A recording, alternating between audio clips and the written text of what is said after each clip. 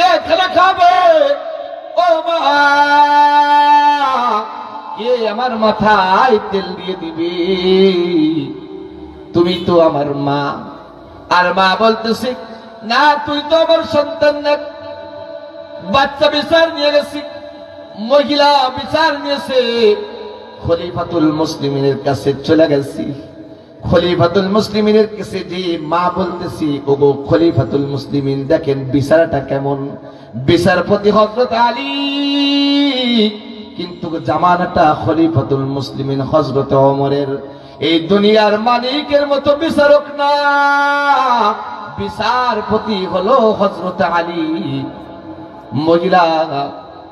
মহিলা আর বাচ্চা দুইজন মিলে খলিফাতুল মুসলিমিনের কাছে যে বিচার দিতেছে, মহিলা বলতেছে, ও খলিফাতুল মুসলিমিন, এই বাচ্চাটা আমাকে কেন জানি মা বলে ডাকতেছে, এটা তো আমার সন্তান না।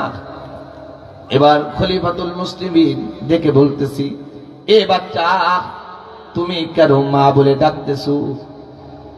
বাচ্চা বলতেছে, ওগো খলিফাতুল মুসলিমিন, এটা আমার মা, আমার মায়ের সঙ্গে আমাকে দিয়া দেন।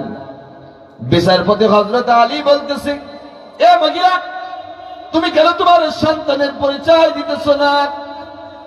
মহিলা বলতেছে, ওগো আলী, এটা আমার সন্তান না, আমার মন বলে আমি মরুভূমির প্রান্তরে যাইতেছি, আমার কাছে কিছু টাকা আছে, কিছু মুদ্রা আছে, আমার কাছে কিছু স্বর্ণ, আমার কাছে কিছু সোনা আছে।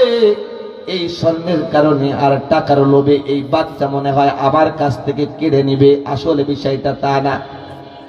ও আলী, এটা আমার সন্তান না, আমি এই সন্তানটাকে চিনি না, একে আমার থেকে জুদা করে দাও, একে আমার থেকে সরাইয়া দাও, এটা আমার সন্তান না। আর সন্তান বলতেছে, ও আলী, এটা আমার মা, আমাকে আমার মায়ের সঙ্গেই তুমি দেয়া দাও।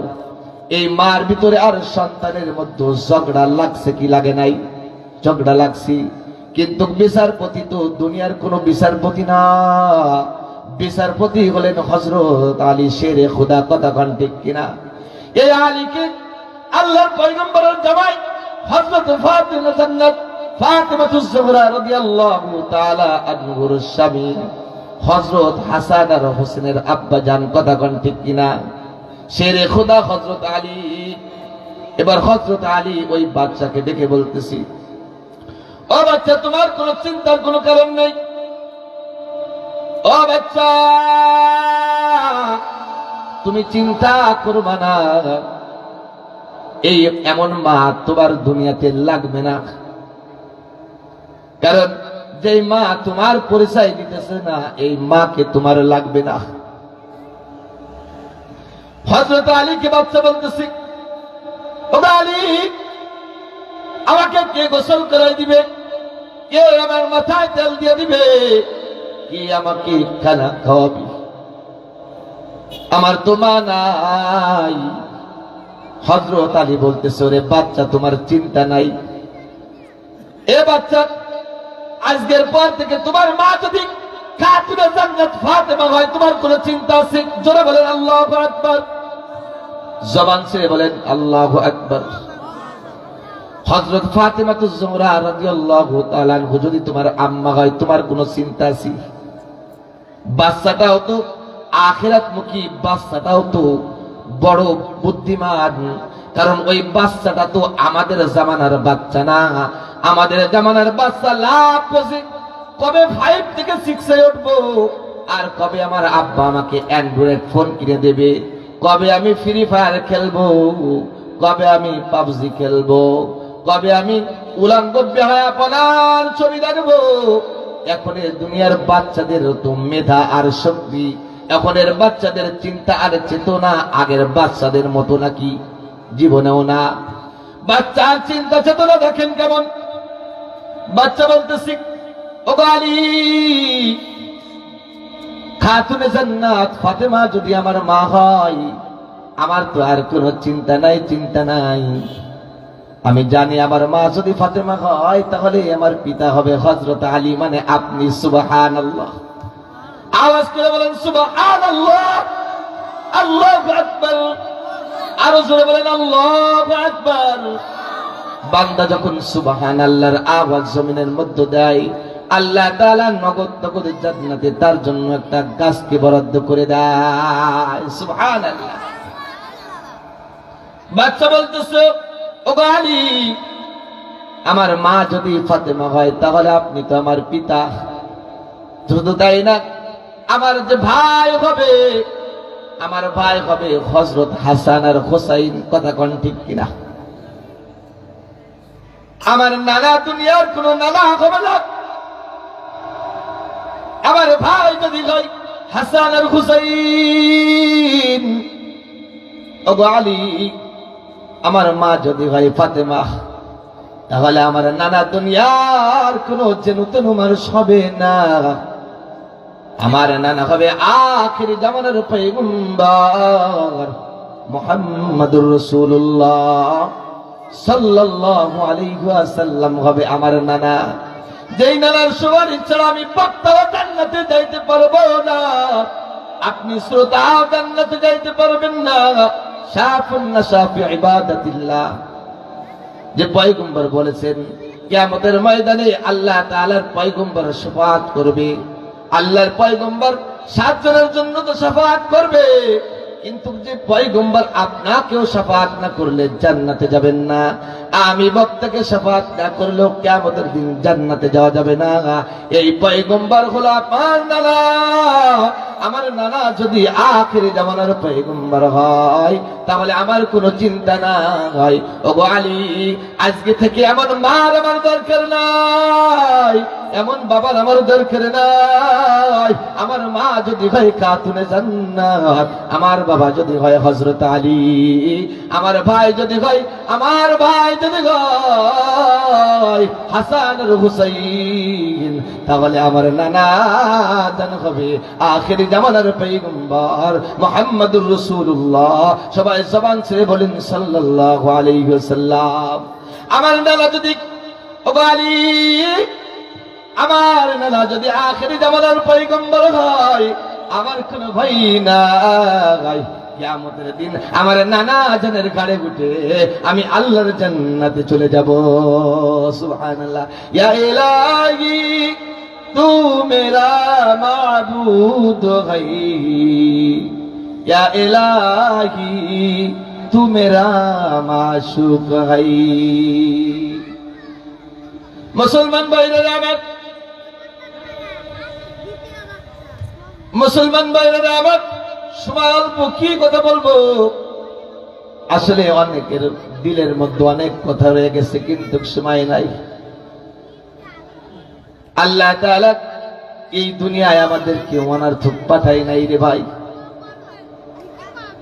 এই জন্য কবি বলে আকিল লাগু গাফিল, আরে আকিল লাগু গাফিল, तुझे दुनिया से जाना है, तुझे मैं एक दिन एमोह अपने रब से दिखाता है, तुझे मैं एक दिन एमोह अपने रब से दिखाता है। दुनिया जरा गाफिल হবে, দুনিয়া যারা আল্লাহর গোলামীর ব্যাপারে গাফিল হবে, দুনিয়ায় যারা আল্লাহর ইবাদতের ব্যাপারে গাফিল হবে, যারা আল্লাহর ইবাদতের ব্যাপারে অলসতা করবে, এদের ব্যাপারে আল্লাহ বলেছেন, আরে বান্দা, যখন জান্নাতি বান্দারা জান্নাতে যাবে, আল্লাহ তাআলা বান্দাদের ডেকে বলবে, ও জান্নাতি বান্দারা, আমি আল্লাহ তোমাদের জান্নাতে যে নিয়ামত, আমি আল্লাহ তোমাদের কাছে যে ওয়াদা করেছি, এই ওয়াদাটা কি আমি আল্লাহ তাআলা তোমাদের দিতে পেরেছি। এক শ্রেণীর আবেগময় মানুষ জান্নাতি বলবে, আল্লাহ, জান্নাতে যে নিয়ামত তুমি ওয়াদা করেছো সব কিছু দিয়া দিছো। আর এক শ্রেণীর জান্নাতি মানুষ বলবে, আল্লাহ, তুমি সব কিছু আমরা পাই নাই, পাইছি কিন্তু সব নিয়ামত পাই নাই। কি নিয়ামত পাই নাই? এক শ্রেণীর জান্নাতি বান্দারা বলবে, আল্লাহ, জান্নাতের সব নিয়ামত পেয়েছি, কিন্তু तुझे मैं एक दिन ये मोहो अपने रब से देखाता है। জান্নাতের মধ্যে আপনার দিদার, আপনি জান্নাতি বান্দাদের সঙ্গে দিদার করবেন এই ওয়াদা করেছিলেন। সব কিন্তু পেয়েছি আল্লাহ, কিন্তু আপনার দিদার পাই নাই। সুবহানাল্লাহ।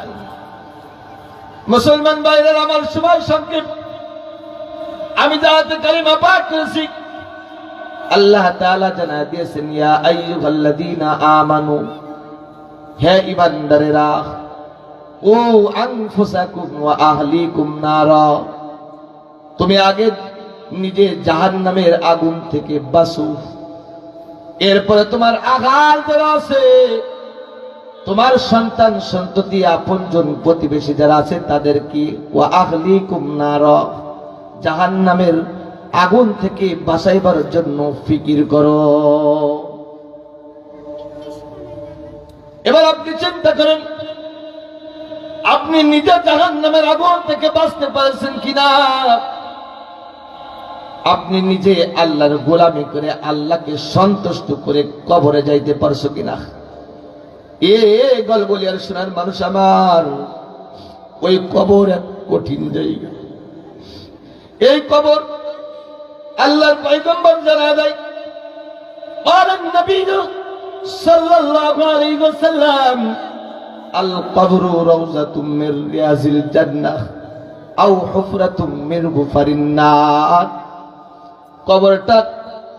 কবরটা মুমিনের জন্য কেমন হবে? কবরটা মুমিনের জন্য জান্নাতের বিছানা বিছায় দেবে। আও হুফরাতুম মিন গুফারিন নার, আর যারা দুনিয়া থেকে আল্লাহর গোলামি করবে না, আল্লাহর পেয়ারা বান্দা হবে না, যারা ইত্তাকুল্লাহ আল্লাহকে ভয় করবে না, যারা কবরকে ভয় করবে না, যারা হাসরকে ভয় করবে না, আল্লাহর আদালতকে ভয় করবে না, তাদের ব্যাপারে বলা হয়েছে ভাইরে, তাদের কবরটা হবে আও হুফরাতুম মিন গুফারিন নার, তাদের কবরটা হবে জাহান্নামের গর্ত। আল্লাহ তাআলা আমাদের সকলের কবরের সামান তৈরি করার তৌফিক দান করুন। সকলে বলেন আমিন। আল্লাহ তাআলা মুমিনের দফতরের নামটা লেখা কবর নিক, সকলে বলেন আমিন। আমার এলাকার মানুষ তোমাদের পায়ে হাত রেখে তোমাদের সন্তান বলে যায়, জানি না কোন বাজারের কাফন চলে আসছে, জানি না ওই বাগার পড়ার বাজারের কাফনের কাপড় আপনার আমার জন্য দোকানে শিখেছি, জানি না কোন বাগানের বাঁশ পেকে লাল হয়ে গেছে, জানি না কখন জানি মসজিদের মিনার থেকে মসজিদ কখন জানি ইন্না লিল্লাহর আওয়াজ দিবি, এ শোনো রে শোনো, শোক সংবাদ দিবি, একদিন তোমারি নাম মসজিদে হবে এলান, ঠিক কিনা? একদিন তোমারি নাম মসজিদে হবে এলান। তৈরি রেখো, তৈরি থেকো, তৈরি রেখো, তৈরি থেকো, কবরের মাল সামান একদিন তোমারি নাম মসজিদে হবে এলান, ঠিক কিনা জোরে বলেন? ওই গলগলিয়ার বাজারের মসজিদ থেকে মুয়াজ্জিন সাহেব ইন্না লিল্লাহর আওয়াজ দিবে, কি দিবেন না? ঠাকুরকাটির মসজিদ থেকে জানি কখন জানি ইন্না লিল্লাহর আওয়াজ দিবে, মুস্তাফার দুনিয়ায় নাই। এরে যুবক ভাই, জানি না কখন জানি কার কাছে সাখরাতুল মউত এসে যায়, জানি না কখন জানি কার কাছে মালাকুল মউত আসবে, জানি না কার কখনটা প্রাণ পাখিটা বের হয়ে যাইবে, জানি না জীবনে কত মানুষের জানাজার নামাজের ইমামতি আমি মুস্তাফা করেছি, জীবনে কত মানুষের নিজের হাতে গোসল করাইছি, জীবনে কত মানুষের কাপড়ের কাপড়টা কেটে কাপড় দাপন করে কবরের মধ্যে রাখছি। জানি না কোন ইমাম সাহেব আমার কাপড়ের কাপড় কাটার জন্য তৈরি হয়েছি। এ ইমানদার মুমিন মুসলমান, আপনার কি একটু চিন্তা হয় না? ইয়া হাম সব মুসাফির গাই কবর আখির ঠিকানা, কোই আগে রওয়ানা গাই কোই পিছে রওয়ানা। কয়েকদিন আগে আমাদের 22-10 বছর বয়স দুনিয়া থেকে চলে গেছে, কি গেছেন না? চাচা বেঁচে আছে, আব্বা বেঁচে আছে, দাদারা বেঁচে আছে, চলে গেছে। ও মুসাফির, ও কাঠুরি বহু দূরে ঠিকানা, কোই আগে রওয়ানা গাই কোই পিছে রওয়ানা। এরা যুবক ভাই, এ বিদ্যা বাবা, চলে যেতে হবে, এটাই হলো বাস্তব কথা। একদিন তুমি এখানে থাকবে না, আমি বক্তা হয়ে এখানে ওয়াজ করব না। এই ময়দান থাকবে, যুবকরা মাহফিল দিবে। গত বছর বয়ান করেছি, কত মানুষ ছিল, আজকে তারা নাই। আজকে আমি আছি, আগামী বছর থাকবো কিনা বহু দূরের ব্যাপার, কথা কোন ঠিক কিনা? এই জন্য আসেন, কবরের সামান তৈরি করেন, কবরের জন্য প্রস্তুত নিয়ে কবরে যাওয়া লাগবে। হ্যাঁ, এই জমিন কাউকে থাকতে দিবে না, এই জমিনে কেউ আমরা থাকতে পারবো না। আমি মোস্তফাও থাকবো না, আপনি আব্দুর রহমান থাকবেন না, আব্দুল্লাহ থাকবে না, কথা কোন ঠিক কিনা? এই জমিন আমার দাদা ছিল, এই জমিন আমার দাদি ছিল, আমার নানা ছিল, আমার নানি ছিল। আমি কত মানুষকে দেখেছি, সবাই এক এক করে চলে যাইতেছে, কথা কোন ঠিক কিনা? কোথায় ছিলাম, কোথায় আছি, আবার কোথায় চলে যাব? আজকে দুনিয়ার নামাজ ভালো লাগে না, আজকে কুরআন তেলাওয়াত ভালো লাগে না, ওয়াজ মাহফিল ভালো লাগে না। তোমার কি ভালো লাগে? ইয়া আইয়ুহাল ইনসান মা গাররাকা বিরাব্বিকাল কারীম। দুনিয়ায় কে তোকে ধোঁকা দিল? কে তোকে আমি আল্লাহ থেকে জুদা করব? হায় হায়, আজকে দুনিয়ার চিনছো, দুনিয়ার গাড়ি চিনছো, দুনিয়ার বাড়ি চিনছো, দুনিয়ার নারী চিনছো, দুনিয়ার সব কিছু চিনছো, কিন্তু আখিরাত যেখানে স্থায়ী আবাদান আবাদা অনন্তকাল থাকবো। কোন স্ত্রী স্বামীকে বলে কবরের সামান কি তৈরি করেছো? কিন্তু স্ত্রী বলে, শোনো, শখের বাড়ি করছি, ঘরের মধ্যে শোকেস লাগবে, পালঙ্কা লাগবে, ড্রেসিং টেবিল লাগবে, ওয়ার্ডরোব লাগবে, সুন্দর বড় 18 ইঞ্চি একটা কি লাগবে কন? আপনারা কোন এটা আমি কব না, ওটা না হলে ঘরের শোভা হয় না। কিন্তু কোনদিন এই দিনদার স্ত্রী, দিনদার স্বামী কোনদিন স্ত্রীকে নসিহত করেছে? আমি আপনাদের সামনে যে নসিহতের আয়াত পড়েছি, ইয়া আইয়ুহাল্লাযীনা আমানু কু আনফুসাকুম ওয়া আলাইকুম নারা, কিছু কথা বলে যাই, 5 মিনিট সময় আছে। আপনি নিজে জাহান্নামকে বাঁচান, জাহান্নামের আগুন থেকে বাঁচেন, আপনার সন্তানদের জাহান্নামের আগুন থেকে বাঁচান। জীবনে সন্তানকে কোনোদিন নসিহত করেছে, বাবা নামাজ পড়ো? জীবনে সন্তানকে বলেছো তুমি কোনোদিন শিরক করবে না? লোকমান হাকিম তার সন্তানকে নসিহত করেছে, লা তুশরিক বিল্লাহ, জীবনে শিরক করবে না, ইন্না শিরকা লাযুলমুন আযীম। আপনি আমি জীবনে সন্তানকে বলেছি কোনোদিন? কোনোদিন বলি নাই। কিয়ামতের দিন আল্লাহ রাসূল বলেছেন, আলা কুল্লুকুম রাঈন ওয়া কুল্লুকুম মাসউলুন।